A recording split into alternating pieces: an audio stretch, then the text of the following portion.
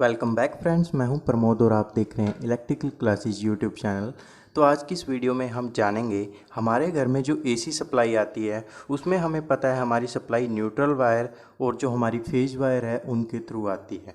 अगर आपके घर की कोई न्यूट्रल वायर की सप्लाई जब कनेक्ट हो जाती है तो आपके घर पे 230 वोल्टेज की बजाय 440 वोल्टेज क्यों आने लग जाती है, ऐसा क्यों होता है? तो चलिए इस वीडियो को हम स्टार्ट करते हैं। तो सबसे पहले देखिए, मान लीजिए मैंने यहाँ पे रेजिस्टेंस R1, R2 और R3 लिया। ये कोई भी तीन घर है जो यहाँ पे सप्लाई कनेक्ट है। हमें पता है जो हमारी थ्री फेज सप्लाई आती है वो हमेशा थ्री फेज में R, Y और B आती है। मैंने यहाँ पे आपको तीनों फेज लेके दिखाए हैं। तीनों घर जो आपको कनेक्ट हैं वो अलग अलग फेज से हैं। जैसे R1 है जो आपका R फेज से कनेक्ट है, R2 घर है आपका Y फेज से है और जो R3 घर है वो आपका B फेज से कनेक्ट है। लेकिन इनकी न्यूट्रल की सप्लाई आप यहाँ पे देखो, वो जो मैंने आपको बताई है वो यहाँ पे कॉमन कनेक्ट थी।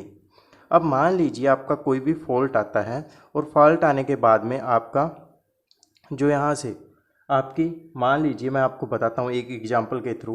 R1 घर है आपका, अगर आपका फॉल्ट आता है और फॉल्ट आने के बाद में आपकी यहाँ से फॉल्ट के जरिए अगर लाइट कट हो जाती है तो अभी R1 घर में देखिए आपका फेज तो ऊपर से आ रहा था लेकिन यहाँ पे इसको न्यूट्रल नहीं मिलती। तो इस केस में क्या होगा, आपके घर में सप्लाई नहीं आएगी, आपकी सप्लाई जो है बंद हो जाएगी।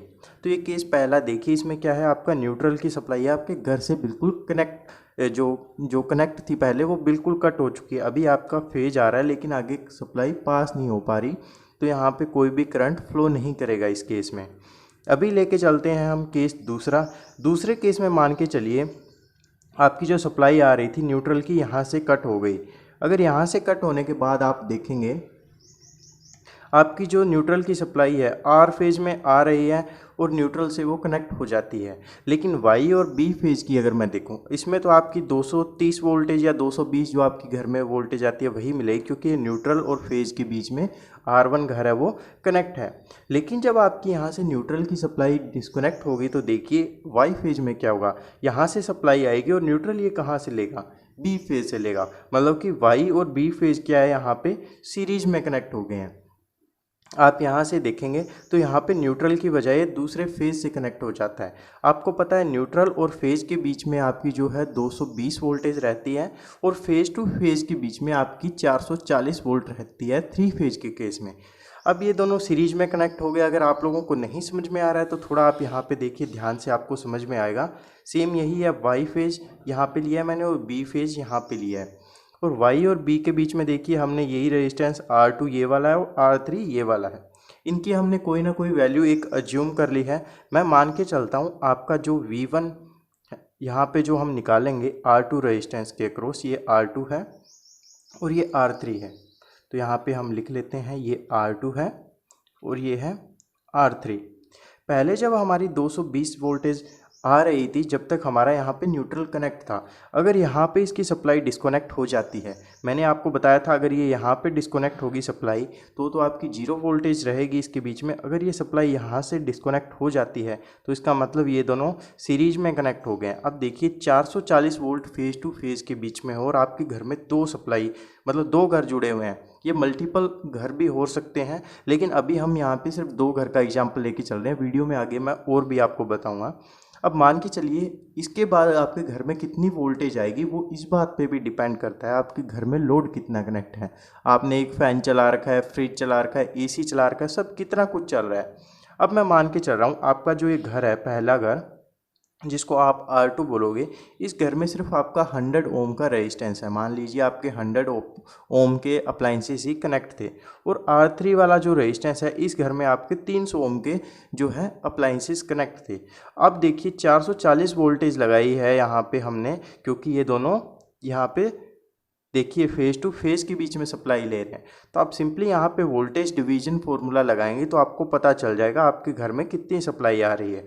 सबसे पहले हम R2 का रेजिस्टेंस वाले में देखेंगे कितनी सप्लाई आएगी। तो देखिए वोल्टेज डिवीजन हम लगाते हैं, इसमें लगा के देखेंगे तो आप देखेंगे सबसे पहले हमारी जितनी सप्लाई वोल्टेज आ रही है मल्टीप्लाई बाय जिसके अक्रॉस हम देख रहे हैं, मल्टीप्लाई डिवाइड बाय कर देंगे इन दोनों का रेजिस्टेंस। तो इन दोनों को अभी हम सोल्व करके देखेंगे तो हमारी यहाँ से सप्लाई निकल के आएगी। ये 400 हो गया, इसे कनेक्ट कट कर देंगे तो ये आ गई 110 वोल्ट निकल के आएगी। आपके पहले वाले घर में यहाँ पे 110 वोल्ट आएगी। देखिए जो पहले आपके घर में 230 वोल्ट आ रही थी, यहाँ पे न्यूट्रल कट होने के करके दोनों आपके यहाँ पे सीरीज में कनेक्ट हो गए हैं। तो फेज़ टू फेज़ कनेक्ट होने के बावजूद भी आपके इस घर में 110 वोल्ट आ रही है, लेकिन आनी चाहिए थी 440 वोल्ट। वहीं देखेंगे दूसरे वाले घर की बात, तो इसमें आपका जो है हम सेम इसी फॉर्मूले से निकाल के देखेंगे। आपका इसका रेजिस्टेंस कितना है, 300 ओम। तो मैं यहाँ पे 300 ओम लिख देता हूँ और इसको जब हम सोल्व करेंगे तो आपकी निकल के आएगी 330 वोल्ट। तो देखिए ये आपके घर में कितने अप्लाइंसेस कनेक्ट है उस पर डिपेंड करता है। तो इस घर में आपकी 110 वोल्टेज आएगी और इसमें 330 वोल्ट आएगी। जो अगर आपके घर में जैसे टीवी है, फ्रिज है, वो 220 वोल्ट या 250 वोल्ट मैक्सिमम तक उनकी रेटिंग दी होती है, तो उनको हाई वोल्टेज देंगे तो वो डैमेज भी हो सकते हैं। तो इस केस में आप समझ गए ये दोनों जिस तरह सीरीज में हुए।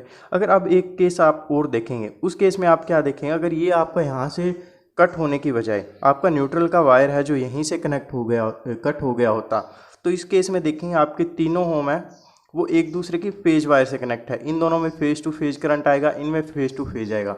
इसमें कुछ घर है जो आपकी सीरीज में कनेक्ट हो जाएंगे, कुछ पैरेलल में हो जाएंगे। यहाँ पे 3 घर का मैं नहीं बता रहा हूँ। मान लीजिए यहाँ पे मल्टीपल नंबर्स ऑफ होम होते, तो आपके यहाँ पे क्या है, ज़्यादातर होम है एक दूसरे से, जैसे कोई पैरेलल में कनेक्ट होता और कोई सीरीज में कनेक्ट हो जाता।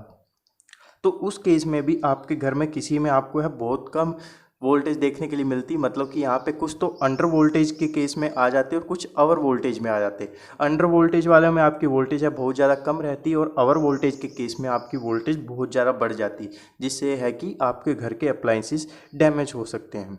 आई होप आपको ये वीडियो समझ में आ गई होगी कि किस तरह हमारा न्यूट्रल वायर कट हो जाने की वजह से, इसकी सप्लाई कट हो जाने की वजह से, जब आपके तीनों फेज़ में घर जुड़े होते हैं तो आपकी फेज़ टू फेज़ सप्लाई आ जाती है और इसमें मल्टीपल घर है वो इफ़ेक्ट होते हैं। किसी घर में हमारी अंडर वोल्टेज सप्लाई आती है, किसी में ओवर वोल्टेज सप्लाई आती है।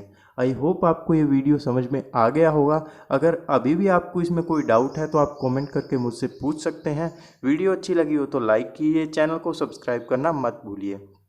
इसी के साथ मैं आपको एक बात और बताना चाहता हूँ, हमने एक अपनी वेबसाइट भी स्टार्ट की है जिसका लिंक आप यहाँ पे देख सकते हैं। आप हमारी वेबसाइट पे जाके देख सकते हैं, वहाँ भी हम बहुत अच्छी पोस्ट करते हैं जिससे आपको काफ़ी नॉलेज मिलेगी। अगर आपको वीडियो अच्छी लग रही है तो आप एक बार हमारी वेबसाइट भी ज़रूर विजिट कीजिएगा। Thank you very much.